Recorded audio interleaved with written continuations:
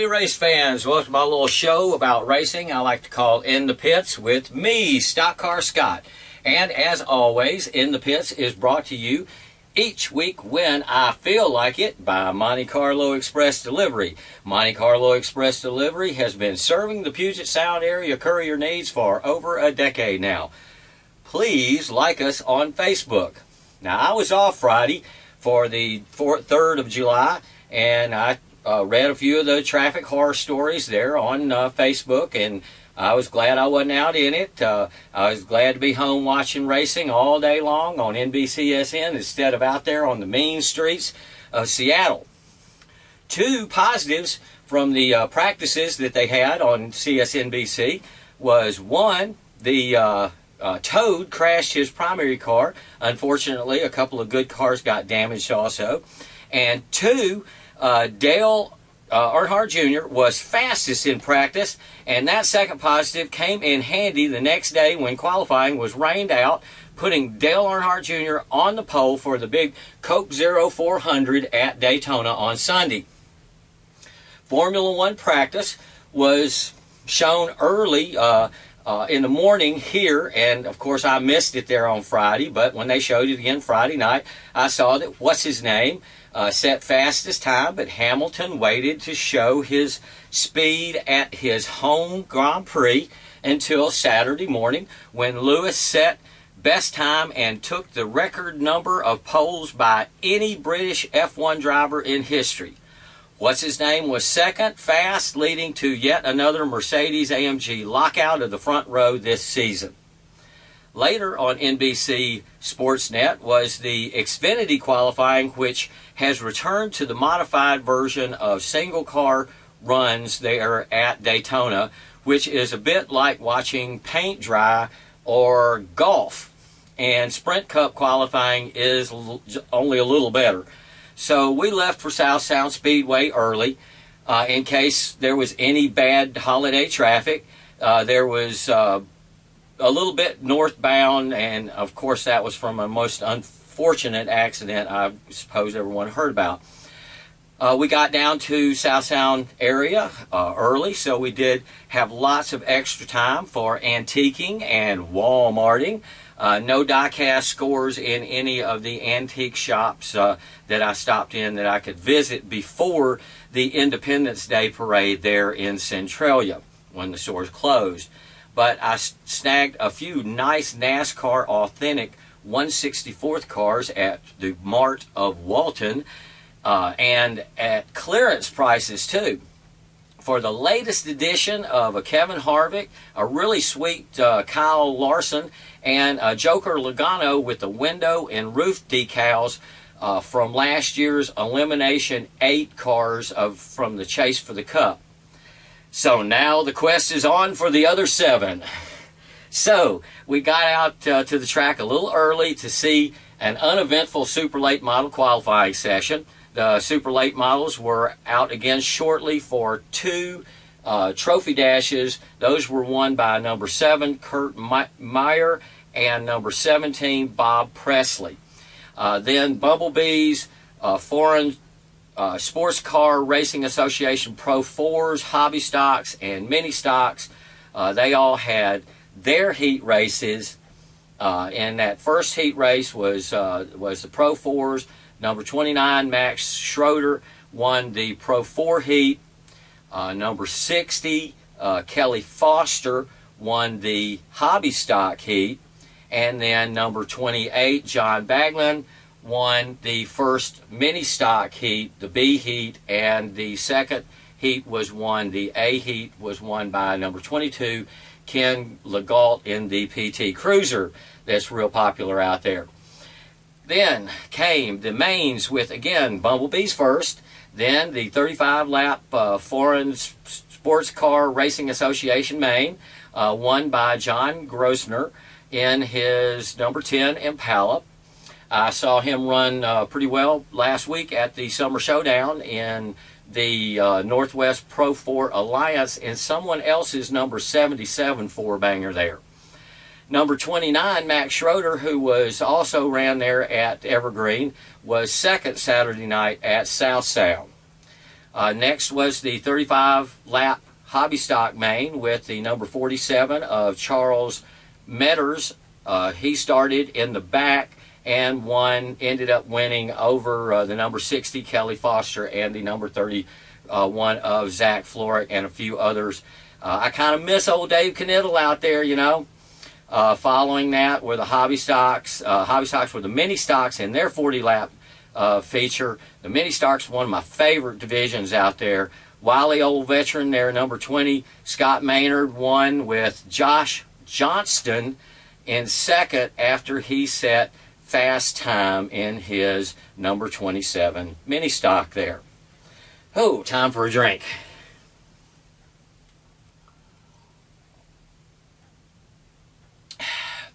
Good old Mountain Dew in my Sterling glass there. Last racing event of the evening was the big Firecracker 125 lap feature with the depleted field due to the high temperatures and the retirement of number 9, Kelly Mann. What's that you say, StockCar Scott? Yep, only 10 cars made the big show because, as I was told, it was just too hot to race. And as I read on Facebook earlier last week, that Kelly Mann has retired and is selling off all of his equipment. So I hope it wasn't something that I said, but I will say Kelly Mann will be missed, as it was evident last Saturday night at Southtown Speedway when the visiting Canadian, the 07 Wade Bland, ran off with the big bucks and the big trophy and the nice helmet. Number 17, Bob Presley, was second. Some things never change. And Chad Hinkle of Yakima came in third for the evening. I'm thinking I will see Chad again this coming weekend at the Greg Peterson Memorial 100 lap put on by the West Coast Street Stock Series, but there is also a Tri-Track Super Late Model 125 feature that's going on on the 3/8 mile at Evergreen Speedway in Monroe Saturday, along with mini stocks and street stocks and Hornets and their street figure eights. So you know, we'll see what happens, but I'm strongly leaning towards the Greg Peterson Memorial 100 there in Yakima. The fireworks display was nice, but a little scaled back in comparison to last year's display. Though the evening, you know, like the racing for the evening, the fireworks were adequate. After the fireworks, I stopped off for a few minutes in the pits, and shout-outs go out this week to Josh, who I seem to see every week, Ken, Tina, Bob, JJ, Dale, Max, Tommy, Mike, Marilyn, Dave, Dwayne, and another Josh. Hopefully everyone has figured out by now how to get a shout out. I need to see you, I need to talk to you, and know who you are. So sorry, I'm not trying to snub anybody. I just want to meet people out there. This weekend at South Sound, I think they got limiteds and legends. So, you know, try to make it out there if you're regular there. Got home from South Sound in time to see that my recording of the Xfinity race had all gotten on there, even with the rain delay. I was glad that I got the whole thing, even though I just finished watching it last night. I already knew the outcome of Austin Dillon winning in the number 33 Ream Camaro, while his teammate Brian Scott, no relation to StockCar Scott, wrecked his number 2 RCR Camaro along with several others with an ill-timed block near the end of the 250-mile race. And I am sure glad I got all of the race recorded, because NBC is already breaking my heart with no scheduled replay of the Xfinity race at Daytona. I hope this is not foreshadowing of future races. I don't know. Hopefully it is only because of the Tour de France coverage that's going on right now, all 2 weeks of bicycling. And did you see that nasty chain reaction crash in the Peloton on Monday? Ouch! They just kept crashing. So you don't want to miss the Xfinity race at Kentucky on Friday evening on NBC Sportsnet, because there might not be a re-airing of the race. On the other hand, the Camping World Truck Series will be at Kentucky on Thursday night on Fox Sports 1 and will be replayed several times over the following week. Of course, they no longer have women's soccer to show, so there you go. But I heard a lot of people watched that there women's soccer Sunday night. I guess it was because NASCAR was in rain delay, but don't let me get too far ahead of myself.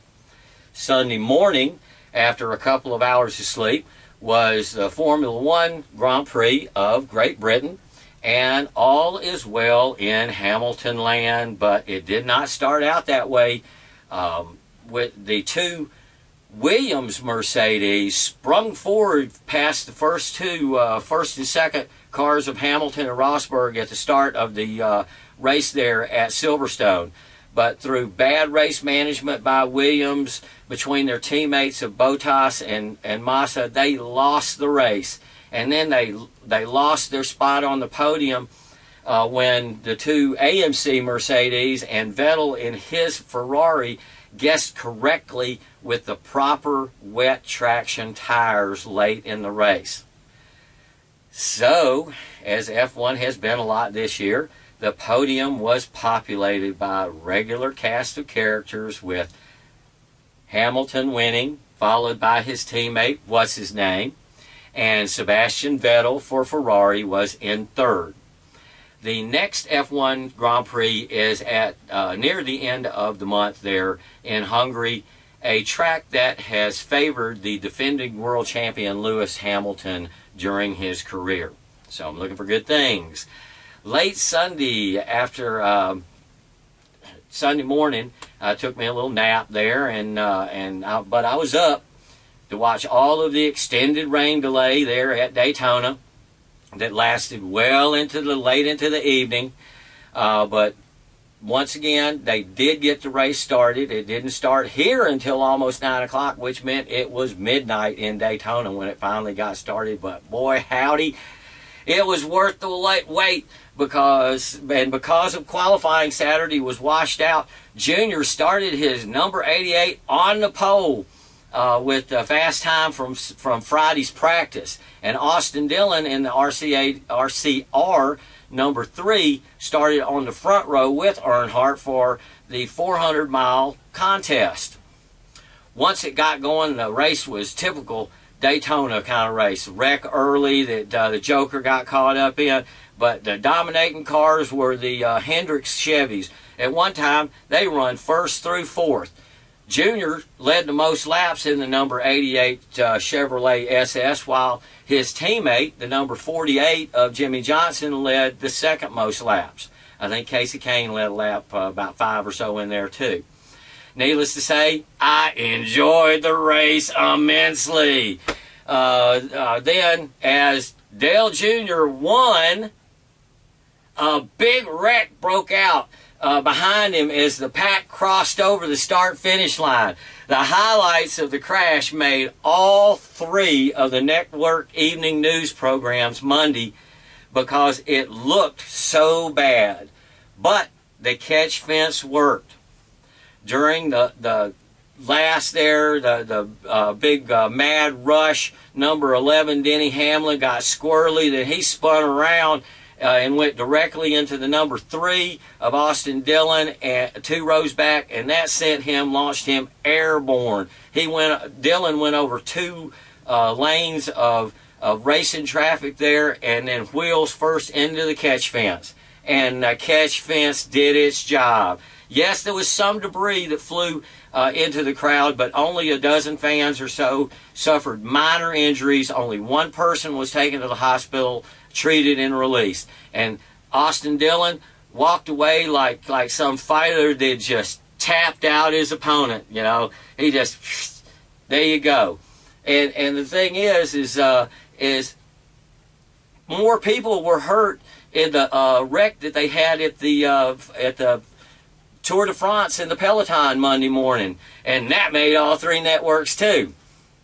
But almost overlooked by everyone, Junior wins, Junior wins. And when the chase starts, 2 wins is better than 1. Of course, 2 wins is not as good as Jimmy Johnson's 4 wins, but still, time for a couple of more wins. Junior's got a couple of good tracks coming up. Next Saturday is a Sprint Cup race at Kentucky. The teams will be dealing with new rules package that they're going to be tweaking on, so Friday's practices will be very important. And as I said earlier, Camping World Trucks and Xfinity races are also at Kentucky on Thursday and Friday this weekend. And I understand that Dale Jr. will be in his number 88 Hellman's Mayonnaise Camaro Friday night in the Xfinity race. With the Cup race being Saturday night, I will have to record it and watch it Sunday, because Saturday we will be attending racing either in Yakima or for the West Coast Street Stocks Greg Pearson Memorial 100 lap feature, or the Tri-Track 125 at Evergreen Speedway, depending on what my wife decides. You got to let them make decisions sometimes. But I really want to go east to Yakima. But wherever I go, I hope to see many, many, many race fans, because full grandstands are good grandstands there. I hope everyone goes to a race and takes a friend. And that race might be the K&N Pro West Series race at State Line Speedway in Post Falls, Idaho, that is probably going to be the biggest race in the Northwest this weekend. And we will be able to see it in tape delay broadcast on Thursday, the 16th of July on NBCSN. But again, and as always, go see a race. Take a friend. Enjoy being outside. All of the sights and sounds and smells of racing. It's wonderful, folks. And you know, that's where I'll be this weekend, whether it be at Evergreen Speedway or Yakima Speedway, because I'm StockCar Scott, and this is In the Pits. And thank you very much for watching again this week. Go Junior! Junior wins! Okay,